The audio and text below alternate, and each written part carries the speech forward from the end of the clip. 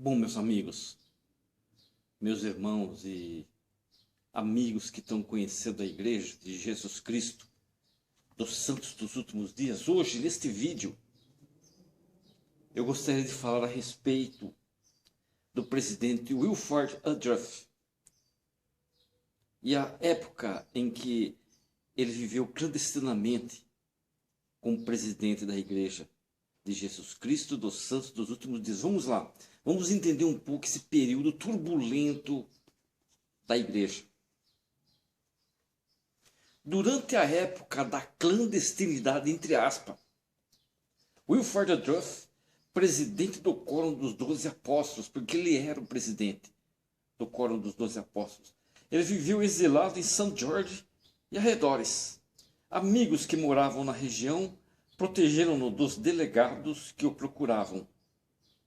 Ele teve muita proteção. Quando o elder Woodruff ficou sabendo por meio do presidente George K. Cannon que as condições de saúde do presidente John Taylor não propiciavam qualquer esperança de recuperação, o elder Woodruff dirigiu-se para Salt Lake City. Ao ser informado durante o trajeto da morte do presidente John Taylor, Wilford Woodruff escreveu o seguinte em seu diário, abre aspas, e assim, mais um presidente da Igreja de Jesus Cristo dos Santos dos Últimos Dias veio a falecer. O presidente John Taylor foi 2 vezes mártir. Quando da morte do profeta José Smith e de Hyrum Smith na cadeia de Carthage, foi ferido por 4 balas e misturou seu sangue ao do profeta martirizado. Isso aconteceu no ano de 1844. Agora, no ano de 1887, foi obrigado pelas autoridades do governo dos Estados Unidos a exilar-se por causa de sua religião, até vir a falecer em decorrência de seu confinamento e sofrimento.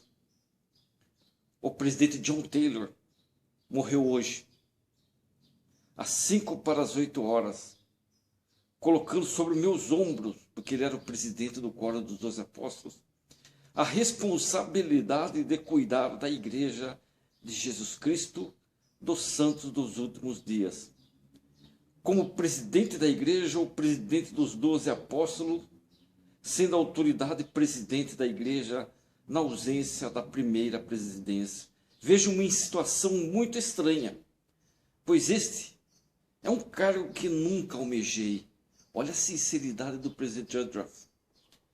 Este é um cargo que nunca almejei, mas que me foi designado pela providência divina. Wilford Woodruff tinha então 80 anos de idade. 80 anos de idade. Ele havia se filiado à igreja em 1833 em Connecticut, sua terra natal, Connecticut. Ele acompanhou José Smith no acampamento de Sião em 1834 e passou os 5 anos seguintes em dedicado e produtivo trabalho missionário. Depois de sua ordenação ao Quórum dos 12 Apóstolos, tiveram enorme sucesso aonde? Na Inglaterra. Por mais de 60 anos, ele manteve um diário. Por mais de 60 anos, manteve um diário detalhado de sua vida, que se tornou fonte de grande parte da história da igreja. Trabalhou sem cessar todos os dias de sua vida em favor da salvação tanto dos vivos quanto dos mortos. O presidente Wilford Woodruff estava em Salt Lake City durante o funeral de elder John Taylor, mas não compareceu por achar que poderia ser preso. Imediatamente após o serviço fúnebre, reuniu-se com os 12 apóstolos e começou a dirigir a igreja, mas ainda evitando aparecer em público. Em 9 de outubro de 1887, porém, o presidente Woodruff entrou no tabernáculo para a sessão vespertina da Conferência Geral, acompanhada por Lawrence Snow e Franklin D. Richards. Quando os santos reconheceram seu líder, aclamaram-no com aplausos, muito aplausos. O presidente Woodruff falou à congregação e saiu antes do último hino para não ser preso. Ele precisou sair. A cruzada do governo não havia terminado. Durante os meses seguintes, o presidente Woodruff dirigiu discretamente os negócios da igreja de sua casa, consultando frequentemente os outros apóstolos, particularmente George K. Cannon, que havia trabalhado em estreito contato com o presidente John Taylor, o falecido presidente John Taylor. Foram dias difíceis para o presidente Woodruff. As propriedades da igreja haviam sido confiscadas pelo governo e algumas pessoas estavam enriquecendo às custas da igreja. Um acontecimento importante ocorrido no ano de 1888 foi a dedicação do templo de Manti, ou Manti. Em 1877, o presidente Brigham Young havia dedicado o local e realizado a abertura de terra para a construção do templo de Manti. A construção do belo edifício de pedra calcária de cor creme atrasou-se em decorrência da cruzada do governo, mas foi concluída na primavera de 1888.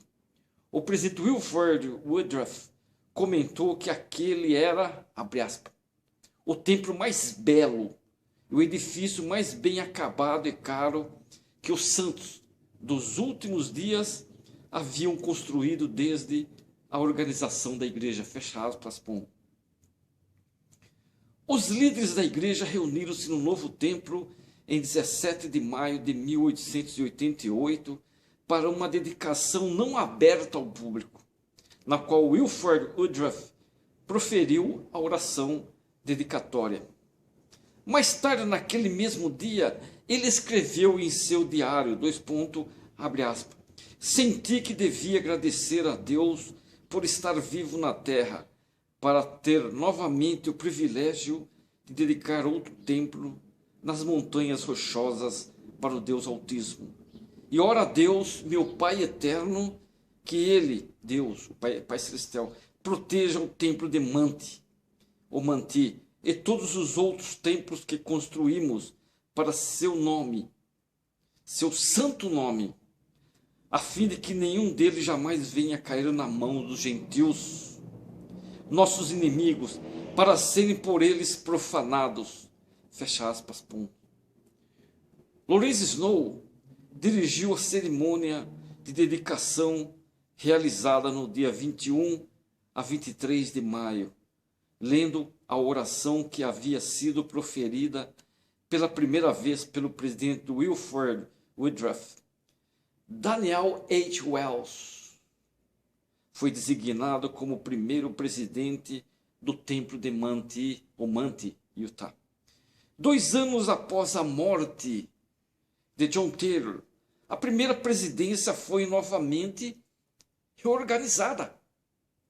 Em uma assembleia solene realizada durante a Conferência Geral de abril de 1889, o presidente Wilford Woodruff foi apoiado como 4º presidente da Igreja de Jesus Cristo dos Santos dos Últimos Dias. George K. Cannon e Joseph F. Smith, que haviam servido como conselheiros do presidente John Taylor, foram novamente apoiados como conselheiros na primeira presidência, conselheiros do presidente Wilford Woodruff. Esse é um pequeno vídeo para vocês entenderem a respeito do Wilford Woodruff. E agora eu vou fazer mais vídeos falando sobre a necessidade do manifesto. Obrigado. Espero que vocês entendam e tenham